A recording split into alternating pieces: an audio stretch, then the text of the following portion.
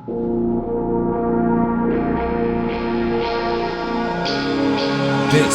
is Horror Podcast.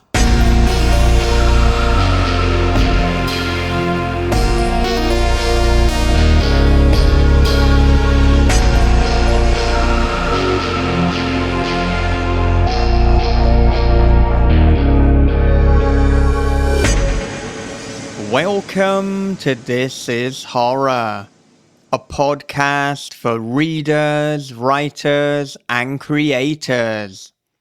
I'm Michael David Wilson, and every episode alongside my co-host Bob Pastorella, we chat with the world's best writers about writing, life lessons, creativity, and much more. Today we are talking to LP Hernandez, who is the author of a number of books and short stories, including two titles that we wanted to talk to LP about today, In the Valley of the Headless Men, and his short story collection, No Gods, Only Chaos. And this was the first time that we spoke to LP, but we hope that it won't be the last because it really was a fascinating and fun conversation. And we will bring it to you very shortly indeed. But before then, a quick advert break. Daddy's Girl by Lydia Graves. In a quiet Shropshire town, an ancient yew tree guards dark secrets. When Lenny crashes his car and dies, leaving behind a daughter he never knew, a chilling mystery unfolds. As social worker Annie takes in young Rosie, she discovers the child is far more than she seems. With supernatural forces at work, no one is safe from the shadows of the past. Daddy's Girl, a gothic tale of family, loss, and ancient evil that will keep you up at night. In 1867, the young Samantha Gray marries the infamous Captain Jakes, unleashing a series of brutal horrors in this epic splatter western from Death's Head Press. Mayhem Sam by J.D. Grays is a rip-roaring tall tale of revenge, drags a coffin full of gold across the hellscape of Reconstruction, Texas, and explodes at the top of a mountain. You better read this one with the lights on. Okay, with that said, here it is. It is LP Hernandez on This is Horror. Let's welcome to This is Horror Podcast. Thank you so much for having me. I'm a longtime listener, so this is really an honor to be on with both of you. Oh, well, we are so glad that you have joined us today. And as you might anticipate, to begin with, I want to talk about your early life, and specifically, I want to know what some of the early life lessons were that you learned growing up. Is this going to pertain to writing or just in general? It can pertain to anything you would like it to. So, I mean, how about a writing lesson and general life lessons? I'm a military brat, so I kind of grew up all over the world. I was actually born in Japan. I'm not sure how far it is distant from you, but I was born in Okinawa. I have almost no memories of it. I believe there was a typhoon at one point, and I have a very vague memory of the windows shaking, and that's about it. After that, we moved to Texas, and I kind of bounced around here. I'd consider it my home. And then from there, England. I guess you and I kind of sync up in a few ways. I was stationed in England as a dependent for a while before I joined the Air Force myself. And since then, I've lived kind of all over the United States and Guam as well. And I'm currently back in Texas. So as far as a lesson in that, get to the airport early. That's a good lesson to have. Yeah. I'm a people watcher, so I enjoy getting to the airport early, getting my airport beer, and just watching people go. Yeah. So if you don't have many memories of living in Okinawa, was that like the first 2, 3, 4 years of your life? I believe I was in the womb on the way over there, and so we would have left right probably before I turned 3. So I mean, I have pictures that show me there. We had a live-in nanny for a bit. just because my parents are both military, named Abuka. And I have lots of pictures of us together. She fed me a lot of rice. I was a very heavy baby. And I know I was there, just don't really have any memory other than that kind of vague recollection of the windows shaking.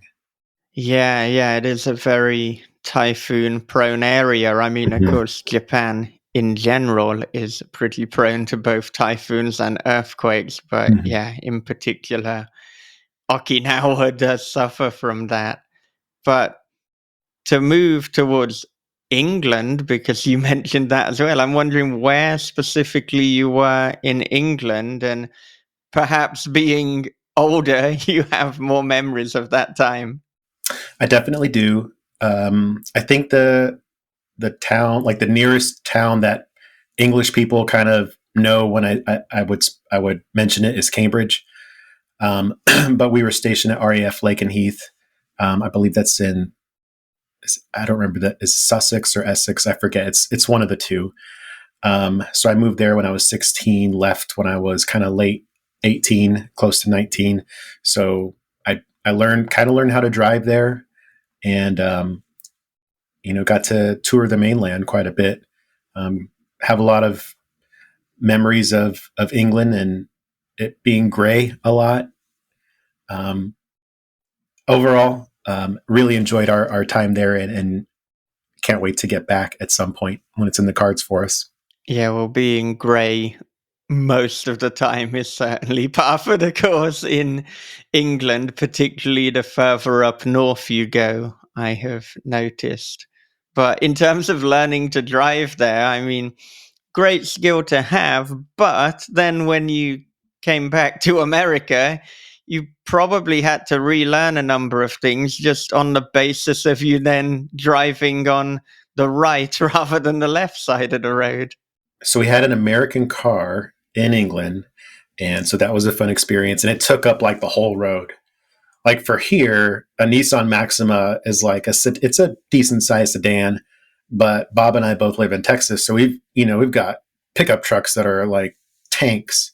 So a Nissan Maxima for us is towards the smaller end, but in England it felt like I was in a tank, like it was bigger than any car around me.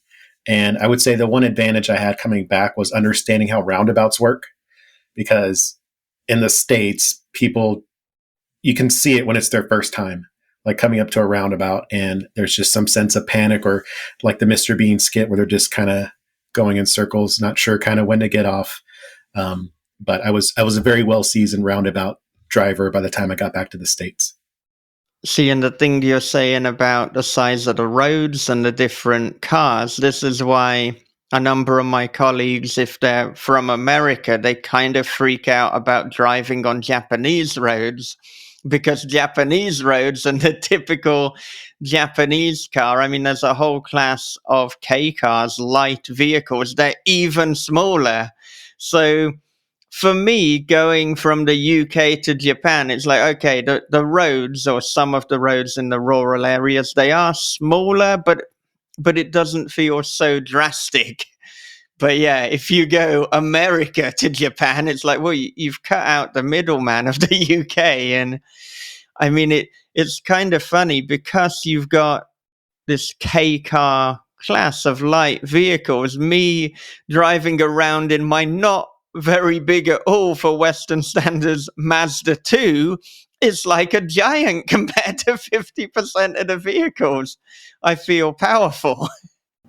Yeah, my sister had a Mini for her first car, so there was a nice juxtaposition there, feeling like I was in a go-kart, and then getting in the Maxima, which felt like I was, like in an SUV, pretty much.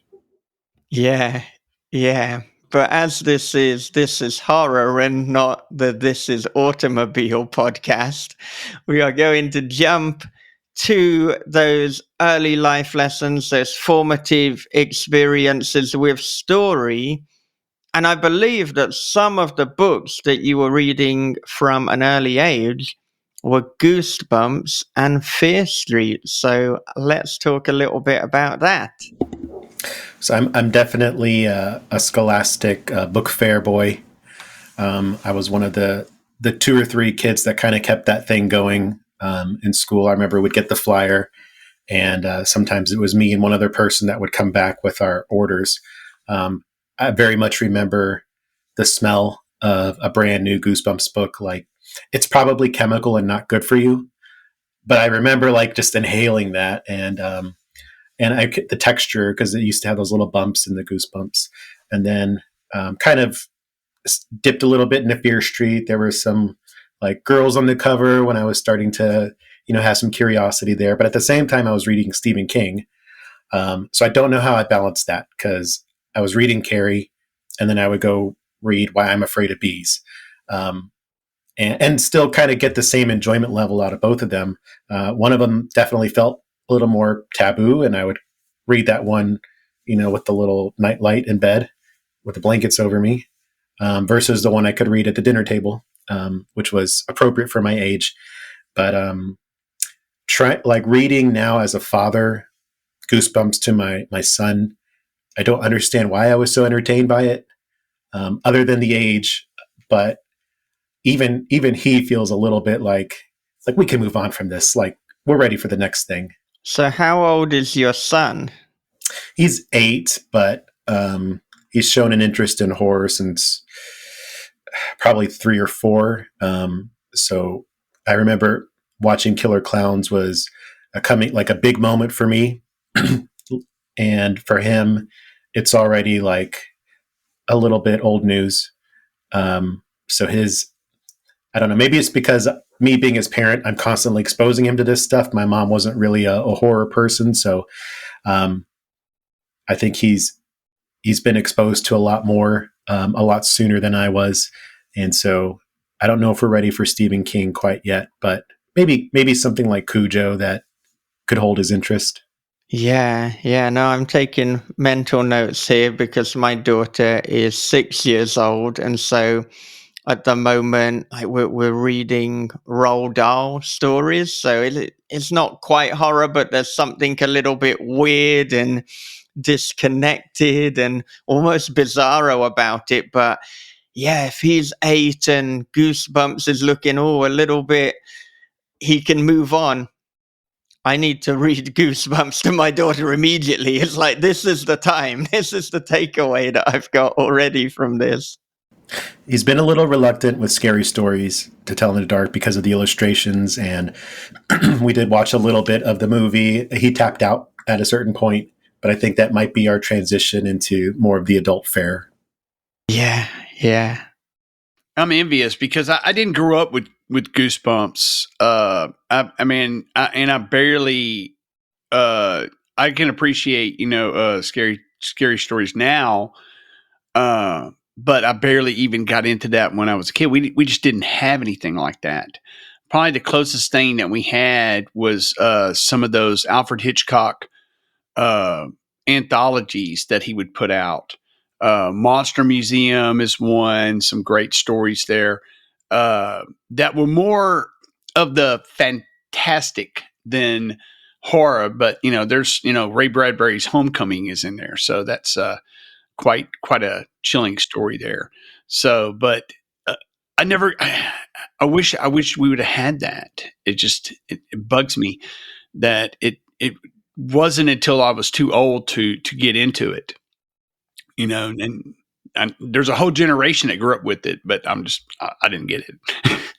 It seems to be something that I have in common with writers about my age, like between mid 30s to mid 40s. We all kind of have this uniting experience of Goosebumps and Scholastic book fairs. Like, there's my son brought home a flyer, so we have a book fair. There's no Goosebumps in it. I'm not sure what representation there is for kind of his age horror for kids. So I guess I'll just have to keep testing his limits with my stuff. Yeah. It's always difficult, trying to get that balance because you want to be encouraging of horror, assuming that your kid responds appropriately. If they don't push it on them. Let them find what they're interested in. But then at the same time, you don't want to inadvertently kind of mess them up because it's like, oh no, we went too hard. We put Martyrs on. Never put Martyrs on in front of a child. there's my parenting advice. Don't put martyrs on with a kid. That's one you really only need to see one time. Yeah. Even as an adult. Like, it's been a while, but like, I can still remember how it made me feel at the end. So yeah, maybe like for his 18th birthday, we'll have a beer and watch Martyrs. Yeah. Yeah. That's certainly one way to bring in adulthood. I mean, 21st birthday for anybody listening, not 18. See, in the UK, 18 is fine. 21, I think 21 in Japan, but I'm British, so play by UK rules. But I guess that wouldn't work if I was picked up for any crime, by the police here, and I'm playing by UK rules. It's like, no, you can't do that here. But anyway, you said that your parents weren't so into horror, so I'm wondering, I mean, when they saw that horror was your passion, you're reading the books, you're watching things like Killer Clowns and The Exorcist, were they encouraging? Were they trying to deter you from it? I mean, what was their reaction? I think they were, even though it was something that didn't interest them, they were open to the fact that it interested me. So, like I mentioned, reading Stephen King at the same time I was reading Goosebumps. The very first book of his I ever read was Carrie, and it was the movie version of the cover. And I think I was somewhere around 9 or 10, and it was at the half price bookstore, and my mom just never said no. So she didn't say no to that one. And I guess I could thank her for that, because I was advanced enough in my understanding of it, like to understand what was going on. And as that started to transition into my attempts at writing, I don't think I ever tried to write anything that wasn't scary. And so she would always say, I don't seek this, but I love your writing. She was very encouraging from a very early age. I have a lot of guilt for the amount of terrible stories I placed in her hands and forced her to read, and so I could get that reaction like right away. But without all those kind of formative, without Carrie, without those awful stories I wrote to begin with, then, I might not have kind of persisted and be here talking to you two. And in terms of those early stories, do you remember the first time that you wrote a story, or the first time that you were particularly enamored with your own work and what you'd done? The very first, I think, story I can remember writing that would fall in the sci-fi horror genre was just kind of a retelling of an actual UFO encounter that my mom had as a teenager. It's a story that we heard a lot growing up, so I was pretty familiar with it. So I think I took all the beginning elements of it, of her with her cousin kind of doing some night fishing out in Michigan, as light getting closer and brighter. Initially, they thought it was a motorcycle, and then it got so bright that it was like daytime. They said this would have been in the 70s, and they had a Doberman Pinscher with them that was cowering under a tree, and the light just kind of flooded the whole forest, so that, like I said, it was like daytime. So I took that kind of opening. There's a little bit after that, but that was the introduction to what became my story. And then I attempted to write a novel at the age of 13 in a spiral bound notebook. And I tried to write it in such a way that I could also play the main character in the movie, because I was sure it was going to be a hit. And at some point I did convert that handwritten into a Word document or whatever, passed for Word in late 1995. And she still bugs me about that. She still wants to know the ending of it. So, and she always listens to these podcasts. Mom, I've given up on that one. I hope you do too. Oh no, that is not what she wanted to hear. Disaster. But I mean, goodness, that UFO encounter. Have you had anything like that happen to yourself? Not UFO, I would say paranormal wise. We did have a couple of things happen to us in Guam, and I've kind of gone back and forth on, from sincere belief into the supernatural to 20 years pass and nothing has ever happened to you, kind of start to doubt that it's even real. But we had a house that was right on the edge of the jungle, and Guam has a pretty rough history. When the Japanese occupied the island, they conquered it. They decimated the population, and so there was some pretty gruesome deaths, beheadings, a lot of stuff like that. So we've been told by our neighbors, who are all local, we were the only military on the street, that our house is kind of not a gateway, but it's a passageway. And so they talk about that their ancestors walk through our property into kind of look like sugarcane, off to what would have been the right side of the house. There was a big mango tree, then there was this field. So it was a very interesting story, and we love to hear about their lore. So my wife and I were in bed one night, and I think I was just waiting to fall asleep, and all of a sudden, from about 3 or 4 feet above us, we hear about 4 seconds of a hummed note, like someone's humming in the room with us. And I think we both kind of went rigid, and we're both like, was that you? No, I thought that was you.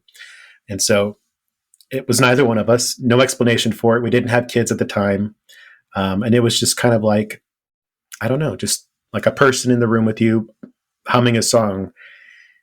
We had dog toys squeak in adjoining rooms when the dogs were in the room with us.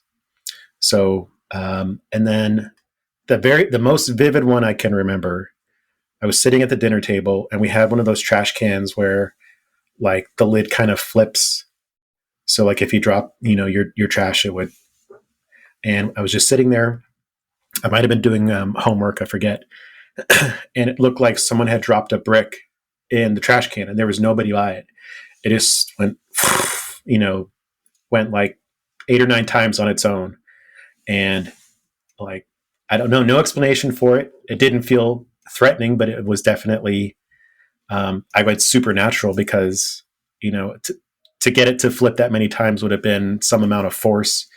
And I was the closest person to it, and I was probably still like 6 or 7 feet away. And so did a majority of your experiences surround that house that you were living in Guam? Have you had other things in other locations? No, I guess the only other thing, and this one might not be supernatural, was when I was younger, staying with my dad in Washington, D.C., and I was unsupervised for the most part, which meant I was staying up as late as possible. And it wasn't, DC's can be a rough town. And I think we were kind of on the border between rough and okay. There was a sound outside. I thought it was gunshots, could have been a car backfiring, wasn't sure. And so I went to the window, and I saw a man in the parking lot, probably 40 feet from me, running like he was being chased. And so I'm just following him with my eyes, and then about 8 inches from me is another face looking back at me, of someone that was either peering in my window. This was an apartment. It wasn't so first floor, nothing supernatural about that. And in my mind, like I dropped to the ground, and then I low crawled out of the room. It took me like 30 minutes to get out because I was just like inch by inch. In my mind, I can't see him clearly. So there's kind of like a mask in place of him. But if that was unrelated to the potential crime, then that person had been watching me through the little kind of gaps in the blinds for I don't know how long. But that's probably the most scared I've ever been, like at a single moment. Probably not supernatural, but definitely terrifying. Yeah, that's like a real life jump scare. Oh yeah. Absolutely terrifying. They're oh my watching. Goodness. Yeah. He was watching a 10-year-old boy watch David Letterman. I'm not sure what the interest was there, but Yeah, you don't want to know. That's No. not a question that you want answered. yeah, that's another writer's work. I don't do that stuff. Yeah. Yeah. But I mean, you said in terms of your own beliefs pertaining to the supernatural, they obviously kind of vary, I suppose. When you're in that moment and you're in the house in Guam, you're going to be a believer to some extent. But then when a couple of decades have passed, it's funny how the passage of time, it can almost make things unreal, or like that part of our life was a lifetime ago or was a movie. But I mean, I wonder now if you were to try and distill what your beliefs are in terms of the supernatural, in terms of the afterlife, in terms of anything pertaining to the areas of religion or lack thereof, what would you say? I'm hopeful. Like I'm always holding out hope that I'm going to have that kind of confirming experience. And maybe that was it for me. Maybe, I have to kind of rely on the stuff that happened a while ago. But I do spend a lot of time looking at the sky, just willing for things to appear. And so far, no luck with it, but I don't know. UAPs are all over the place now. It seems like I'm surprised I didn't see one on the drive home. So I guess I wouldn't say I'm a skeptic. I'm agnostic. Like, I believe they could be there. It's been a while since I had something I couldn't explain happen to me. So you start to kind of make excuses for it, I think. Yeah. I find it difficult to be anything other than an agnostic, just on the basis that there isn't a definitive answer either way. So it almost feels arrogant for me to say either way, like, yes, this is true. No, this is absolutely not true, because normally, whatever the experience, you could have a scientific explanation, even if it's really far-fetched. I don't know what that is for some of the things that happened in the house in Guam, but somebody would come up with it. So we had, I guess, enough real life, non-supernatural, specifically snakes. I had so many encounters with snakes that are so much more vivid to me than those couple of weird things that happened. I had a snake fall on my head while I was taking. So we had storm shutters, because of the typhoons, and there had been a snake in the storm shutter between the sliding glass door, and we'd seen its head poking out for like 2 or 3 days, and then one day it was gone. So we just hadn't been using that door for a while, and so I was taking some trash out, like a big box, to go out and break down outside. And I bumped the storm shutter, and it was still up there, but it had moved up. So I fell out of the storm shutter onto my head, and I just threw everything and screamed. I've owned snakes before, so snakes don't scare me, but when you're not expecting to have one land on you, yeah. And then I was in the shed looking for something. I leaned on our grill, and there was a hose there. And so it wasn't startling when I put my arm on something cold that felt kind of tube shaped, but then it moved, and I realized I had just put my full weight on top of another snake. There was one in the mailbox. I actually have a picture of that I can send you guys. So I guess it was balanced with enough actual horrifying things that, having something hum in your room was like, oh yeah, I can tolerate that as long as it's not a snake falling on my head. The big takeaway I'm getting here is in Guam, there are a hell of a lot of spirits and there are a lot of snakes. You've got the double S treatment right there. Specifically brown tree snakes. Yes, they're everywhere. They're invasive. So you're supposed to kill them if you find them, but they're everywhere. Yeah. But you said that you'd had pet snakes prior to that. Was that also in Guam, or was that back in the US? I was in the States. I had a couple of boa constrictors. But like I said, they're used to people and used to being handled. So it's more the surprise. I can actually show something to the camera real quick if that's a snake inside my mailbox. Oh, Whoa. so this is the benefit for people checking out the video. The benefit or the added horror, depending on your perspective. Yeah, I don't want to find that in my mailbox. I do not. I just closed it. I closed it and walked away, came back the next day, and it was gone. So Are they poisonous, or are they just being invasive? And doesn't sound like that they are, but so they have some sort of, I don't know if it's venom precisely, but their mouth, their teeth are so far back, and their mouths are they don't really open wide enough to be a threat to humans. But I remember taking our dogs to the vet there was a picture there of, I think it was a German Shepherd's leg that got bit, and it kind of creates that. I think it's the necrotizing fasciitis, or whatever it's called, the skin eating. So yes, in theory they are dangerous, but they're not. They're not all that threatening. Mm-hmm. Yeah. The only experience that I've ever had with the snake is some guy that we used to hang out with years ago had a pet boa, and I decided I wanted to hold it, and he said that's fine, you can. And the snake didn't like me, and wrapped around my arm, and it took him took my friend quite a bit of effort to get the snake to get off my arm. It wasn't painful, but he says if you panic, he's going to squeeze the hell out of your arm and it's going to hurt. So I had to sit there real calm going, hey, just get off my arm, man. Just uncoil yourself. So, yeah, it was pretty rough. It's pretty cool to feel all the muscles kind of going at once. Yeah, they're fascinating creatures. Fascinating. Is that a kind of normal thing for a snake to decide that it does or doesn't like a person instantaneously like that? I don't know. I was going to say, I'm going to kick that one over to Bob. Mine was fine. Okay. Yeah. I mean, he told me that that snake had never done that to anyone before. And he said that if it senses that you're scared of it, it could have an adverse effect on its own behavior. Kind of like handling a tarantula. I won't handle a tarantula because I heard their bites are really painful, and so that scares me. And tarantulas are even more sensitive to that. And so I was about to pick one up. My hand was shaking. Another friend had a tarantula, and he was like, don't even touch it. He's going to bite you. And I was like, really? He said, yeah.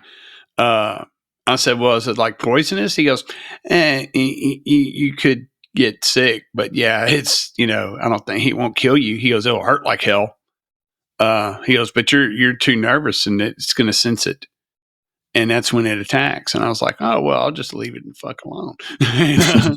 Nice little spider. You stay there. But yeah, but snakes, he had never seen that behavior before. And it wasn't like being aggressive. It was just, but it wasn't very comfortable. Yeah, I've handled both boa constrictors and tarantulas because when I was kind of school age, occasionally you'd have like the reptile man come in. So that was kind of the exposure to them. But I didn't know about them both being so sensitive to fear, but it makes total sense. And yeah, I'm glad you didn't pick up that tarantula, Bob. Me too. Yeah, I've never seen anybody ever get bit by one or anything like that. But other than my friend, he said, yeah, when he first got him, it bit him. And he says it's not a pleasant experience. He said it was quite painful. And I just didn't even want to imagine that. I've been stung by, I've been stung by bees. I've been stung by wasps, and I don't like that. That's, and it's not something I'm just, hey, I can't wait for it to happen again. It's not a very pleasant experience at all. Yeah. Yeah. So you mentioned being from a military background, and I believe you've served in the Air Force for around 18 years now. So I'm wondering how that began and if your parents being from that background meant that it was always something that you wanted to do, or if you had other aspirations earlier on. I think military brats kind of grow up one or two ways. Like they can't wait to follow in their parents' footsteps, or like for me, it was, I want to do anything but be in the Air Force and follow in my parents' footsteps. So I tried to make it on my own for a little bit. After we left England, I moved back to Texas, and just kind of did all the menial labor. I was used to clean up a butcher shop, so I was cleaning up the blood afterwards. I was a donut fryer. I tested cotton overnight and did all the things. I had an apartment with a mattress, a TV tray, and like one of every utensil, one fork, and I realized I wasn't getting anywhere. So kind of went back home with my tail between my legs and decided to try out the Air Force. That you could do your 4 years and still get all the educational benefits, or 6 years and get a little bit more money. So I didn't go in thinking that it was necessarily going to be a lifelong commitment or 20-year commitment, which is kind of the next milestone for me. That'll be retirement. But kind of kept on resetting my goals. So to get in and to get the job that I got, which you'd have to score pretty well to get it. So after that, it was working on my education to get my degree, to get commissioned, and so I was successful at that. At that point, you're well over 10 years, and you're like, I might as well just stay in. Yeah, and in terms of the writing, were you always writing throughout your life? So every period that we're talking about, were you working on your craft, or was that something that you put on hold and then returned to? I've always considered myself a writer. I think my childhood, that was always the goal. And so that might've been part of it with joining the military, was kind of like admitting defeat in a way, that I'm not successful at this. And then, so whether or not I wrote, that kind of depended on if I even had access to a word processor. When I was living alone, I didn't have a computer. So I probably didn't even have a notebook at the time. Once I got in the Air Force, that first part of your career is pretty front loaded with a lot of training. And then you take on some college on your own. And so it felt like it took me a good 8 years or so before I felt settled and was able to, now I have a house, I can afford some things and have, I guess, enough stability and peace of mind that I can try in earnest. So I think I checked out some writing communities on, I don't know if this is even a thing anymore, but Blogspot. I had a page on Blogspot, and they were like, you writers would support each other and send each other work and stuff like that. But I was always reluctant to expose myself to critiques. I think I was around 20, 29, 30-ish when I sent my first story to someone that wasn't like to be judged, basically. And that was to the Writer's Digest short story competition. And I sent a horror story under the genre competition, and I got an honorable mention. So in retrospect, I don't know if I deserved it. It feels, I'm not super proud of it, but that gave me some confidence to try again. And I, around that time, probably mid 2015, 16 ish, podcasts kind of came onto my radar. So I started listening to the No Sleep podcast as a fan for several seasons before I ever thought, well, I've written a ton of stories now. Let me see if, maybe one of those are good enough for the podcast. And so the first one I submitted, got on, and I kind of it was incremental. Every little success mixed with some rejections as well.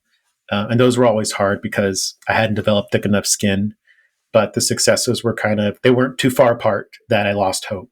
So I was writing in between every success and every failure, and eventually kind of got to become almost a regular on No Sleep, and had enough to put together a collection. And the whole, everything after that is a little bit of, I'm sure there's some talent mixed in there, but there's some luck as well, as far as the novellas I've written and other stuff that's been successful. Yeah, and I think No Sleep podcast is probably my favorite fiction podcast, and I've been fortunate enough to have a couple of stories on there, and it's so rewarding as a writer. Like, forget about anything to do with the pay, but the production, the audio quality, the actors. So it must have been such an amazing moment for you when you got that first acceptance and then you heard your story, because it's an adaptation. It's the audio equivalent of having your story made into a movie. At that point, I had been like a fan on the Facebook page and interacting with the other writers and the voice actors and all that. And so when my first one, I remember when it got accepted, my wife, I was stationed in Alabama at the time, and my wife and I were dancing in the kitchen. That's also a very vivid memory. And I was sure, because I had seen it happen with other writers, that, oh, I'm going to be doing like Q&As and people are going to be, this is going to change my life. I was sure that was going to happen. And then my story dropped, and it was on the pay side. So that cuts your audience by probably 90%. And no one said anything about it. It wasn't a bad story. And so it's kind of like a deflating feeling. And then eventually at the end of that, you just want to try harder. You're like, okay, that was a good enough story to be accepted. It caused, maybe a little ripple of attention. But now I want to try harder. I want to be, the stories they always talk about, Baraska, Pancake Family, like those heavy hitters that when people say, what's your favorite story, or what's the most disturbing story, I want it to be on some, what's your most blank lists for no sleep. Yeah. Yeah. And you've said in previous interviews that your military experience has given you the confidence to be a writer. And I'd love to unpack that a little bit more in terms of the specifics there. Well, the military at various points in your career will break you down so that they can build you up. Definitely the first, your introduction at basic training. It's a lot of yelling, a lot of push-ups. It's all the stuff you would kind of, what you would expect after watching something like Platoon. That wasn't my experience. I'm Air Force, not Army, so a little bit different. We still got yelled at. Things had changed a little bit, so we weren't physically being touched, but it was real close. And we used to, I remember we had to, and for some of my fellow vets that went through maybe 20 years or so ago, had to do push-ups until the wall sweated. And I didn't know that was possible. But it is. You can get enough sweaty guys in a room and the walls will start to glisten. And then as a young airman, you're going through various kind of like upgrades to get to the next level. With every upgrade, you're at the bottom of that tier. So you finish basic training and now you're an airman. But you go to technical training and you're the newest, lowest airman. So it's kind of like a consistent, continual reset of like your self-confidence gets built up and then nope, reset. I became a staff sergeant in the Air Force, so a non-commissioned officer.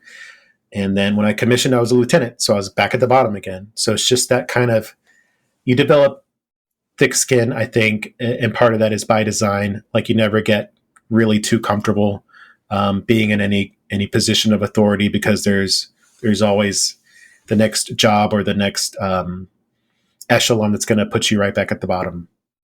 Yeah, I see the very literal comparison to the writing journey there. And in terms of the writing specifically, I'm wondering now, what does your writing routine look like, and how does your current job fit in with that? So right now I take it when I can get it. My buddy LC Marino and I have opened our own press, and so I've done way more reading than I have writing, and also editing over the past since about August or so. But when I do write, I actually, how it marries with my job is I do it at work. On my lunch breaks, I'll plow through lunch as quick as I can, eat in 5 minutes, which also I can thank the military for teaching me how to eat a full meal in under 5 minutes. And then the next 30 minutes or so, I'll knock out a couple hundred words, and it's not much, maybe 500, but it starts to add up. So if it's not possible because of kids or other obligations, I'll at least do it during my lunch breaks.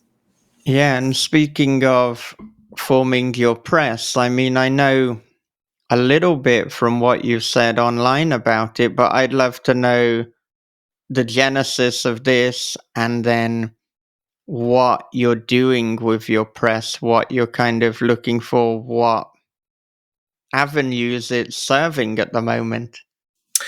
So I'm a victim of the indie press horror stories. I'm trying to.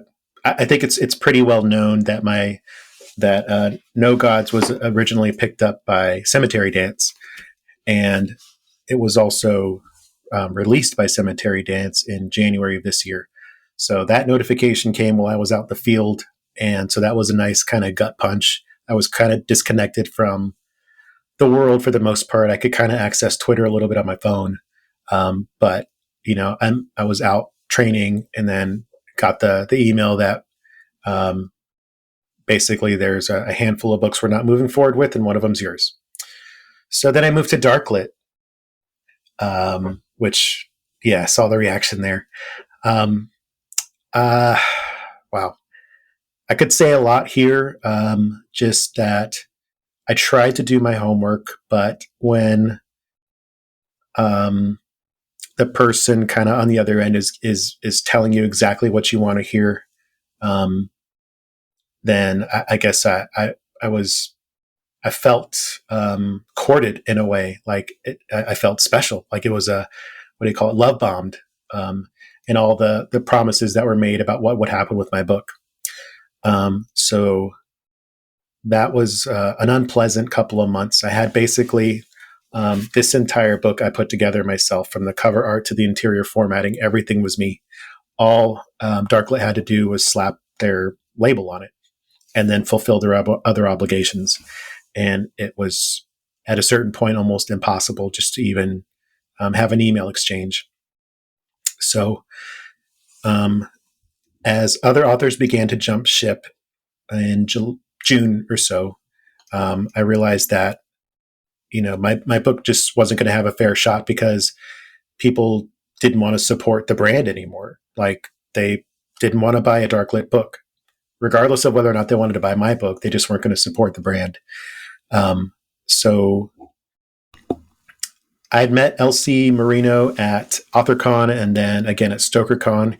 He's also a military vet, and he is the yin to my yang, where I am stoic and I don't approach people. He is a very much will go up, shake your hand, talk to you, like do all the things, where I'll just sit behind the table and hope that someone will look at me. So he definitely is the extrovert between the two of us, but he also has a significant business background. So I have an MBA. I haven't really got to practice much because I've been stuck in the military, and our money is pretend. But he's kind of, after he got out of the military, he's built companies, built a lot of infrastructure for various platforms. Very knowledgeable person, also a really good human being. So initially the idea was, could we harvest anything from Darklit? Like, take some of what was left over and rebrand it, or even move forward with the Darklit name, but kind of announce ourselves as the new owners. And just in discussions with the next owner of Darklit, I didn't want to say owner because that whole thing was just, it wasn't good. There just wasn't a whole lot left, and the brand had been so tarnished that eventually I think we just said, why don't we open our own? And starting with kind of all the lessons that we learned, him self-publishing, he self-published several, and then myself kind of going through the ringer with a couple of indie presses. Like, we know exactly what not to do, and we have enough business savvy and business sense to be a place that people want to affiliate themselves with. So I haven't said the name yet. It's Sobelo Books. And so we've done a couple of re-releases. We have a couple announced originals. Catherine McCarthy. We're going to re-release one of Robatone's. Alan Baxter's, where we're releasing a couple of his, and then there's some other ones, Chris DeLeo, and some not announced yet that we're still hopeful for. Yeah, and to go back to the beginning with Cemetery Dance, so like we don't need to get into the depths of it if you'd prefer not to, but so what you're saying is so that the copy that you showed us, that was released, that was out, that was available for people to buy. Is that right?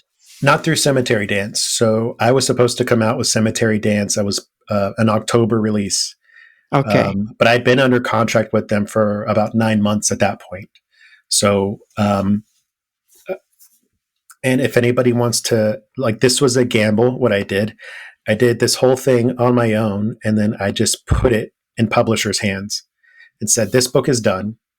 Like, there's a handful of that still, I didn't have the rights back to them yet, but by the time this would have been published with the press, I would have had the rights back.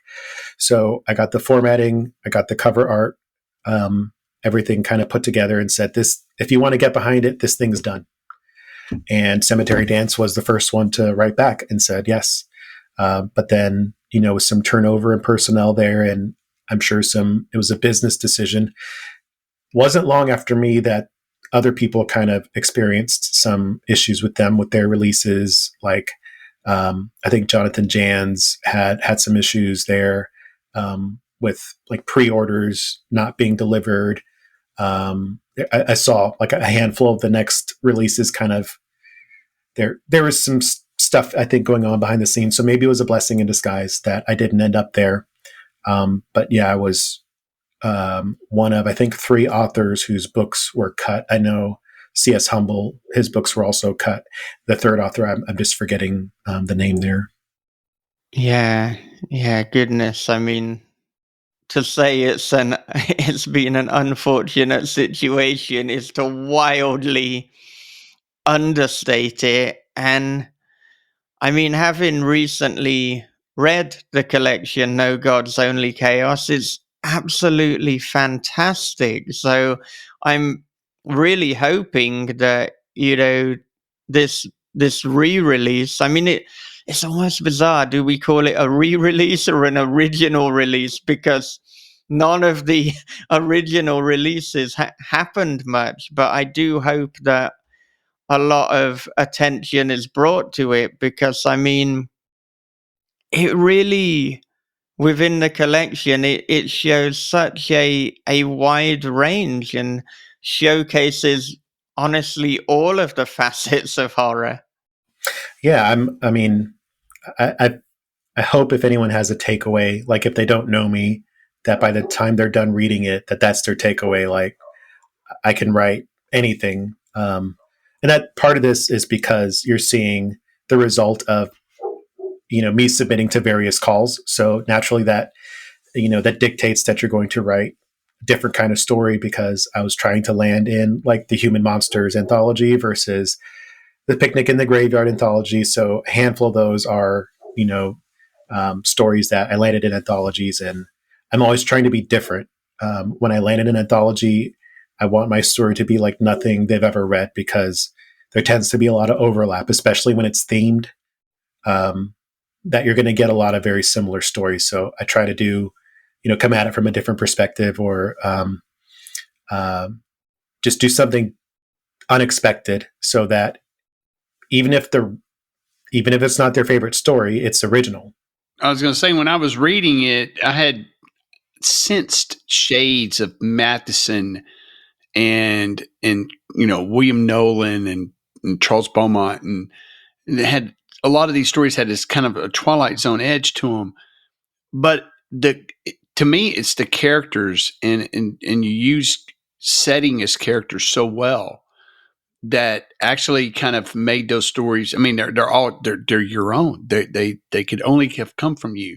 So yeah, they're tinged with the inspirations, at least what I felt, and I was like, man, this just reading it, and I remember seeing it on social media and things like that. And it's like, well, it's my TBR is pretty big, and I'm like, I better get on this one. And I'm like, oh, why didn't I read this when I first saw it? Oh my God, it's so good. And I've thoroughly enjoyed it, and read some stories again. So yeah, it's a great collection. It's if anyone's listening, you need to get it now. And you can buy it from my press, Sobelo Books. I'll autograph one and kiss it and send it to you. Yeah, I mean that's a way to ensure that it's not going to go under, or you're not going to, be messed about by the publisher. It's like you become the publisher. Exactly.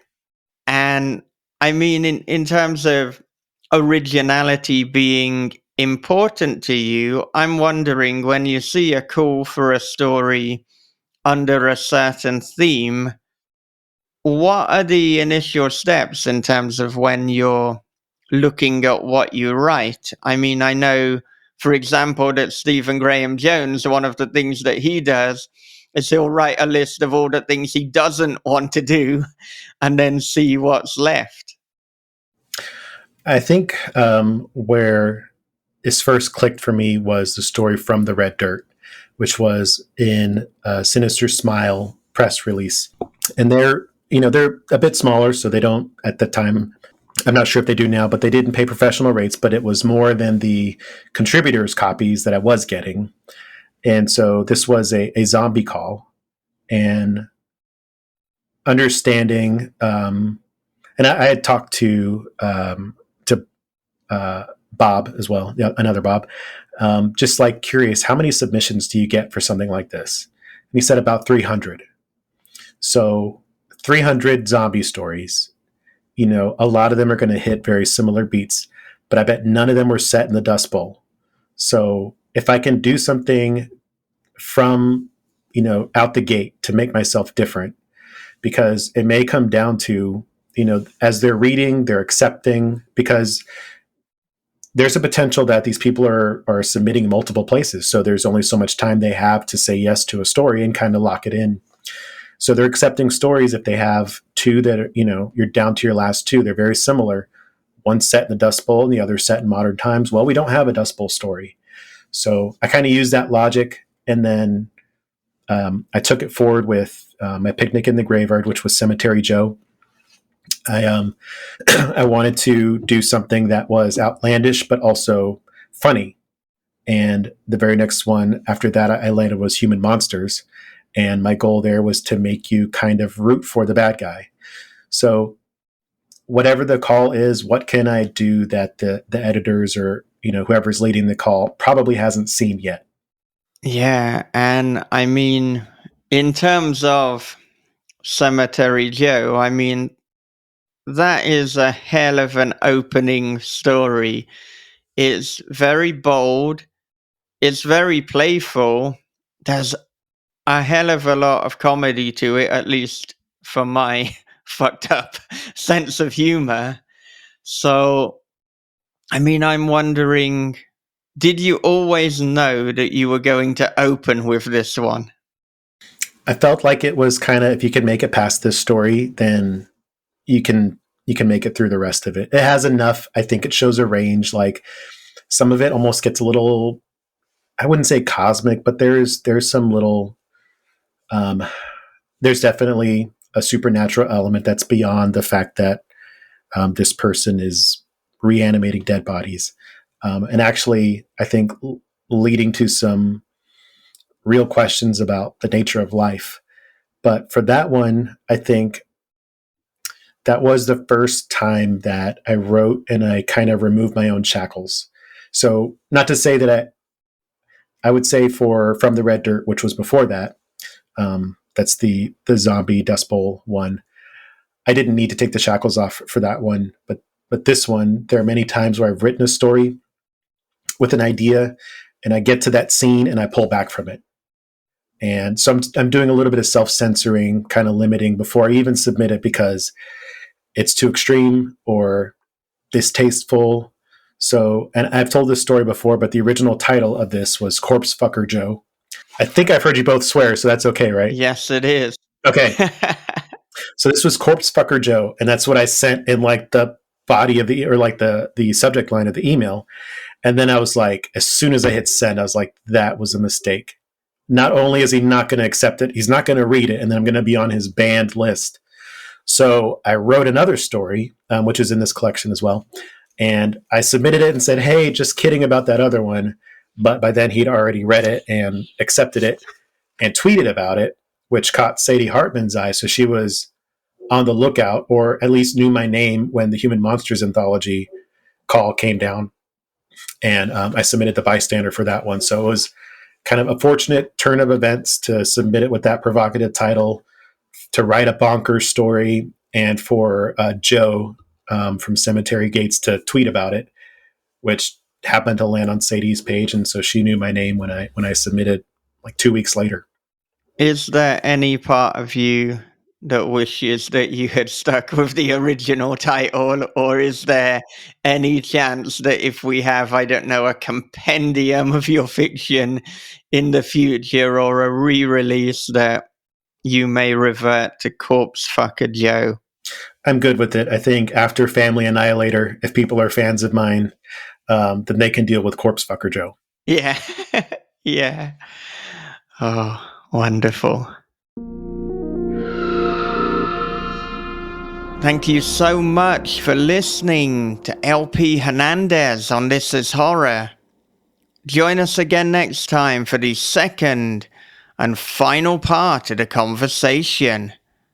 But if you would like to get it and every other conversation ahead of the crowd, become our patron at patreon.com/thisishorror. Not only do you get early bird access to each and every episode, but you can submit questions to the interviewee, and you can be a part of the Writers Forum on Discord. It is the best way to support This Is Horror podcast, and it is a vote of confidence for us to show that you like what we're doing and you want us to continue. And continue we have been doing, because in a matter of weeks we will be celebrating the 600th episode and 13 years of This Is Horror podcast. So thank you for joining us on that journey.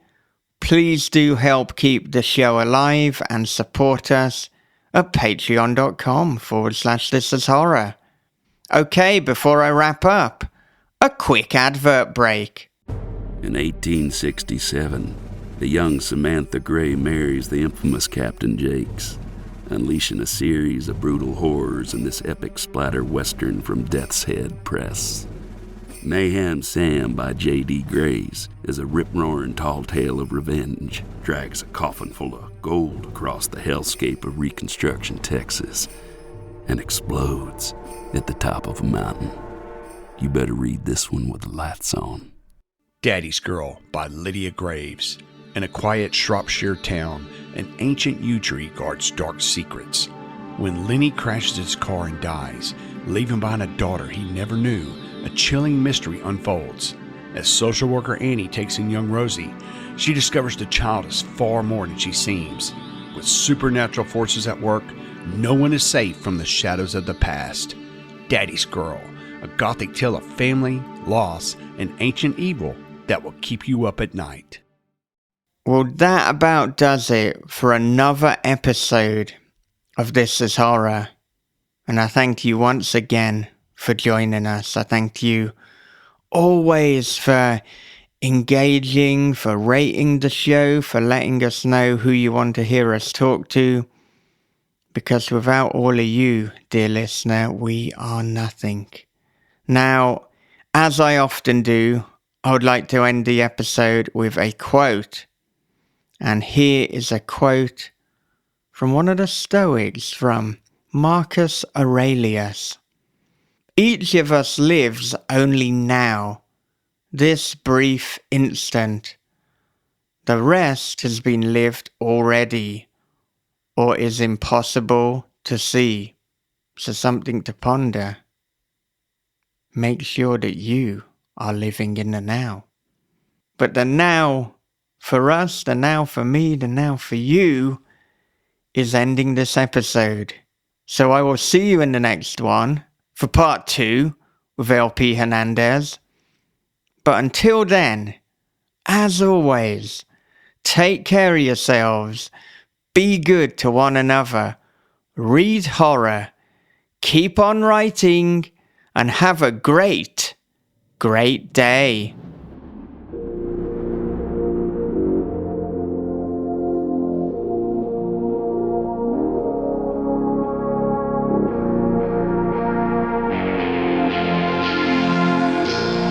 This is Horror Podcast.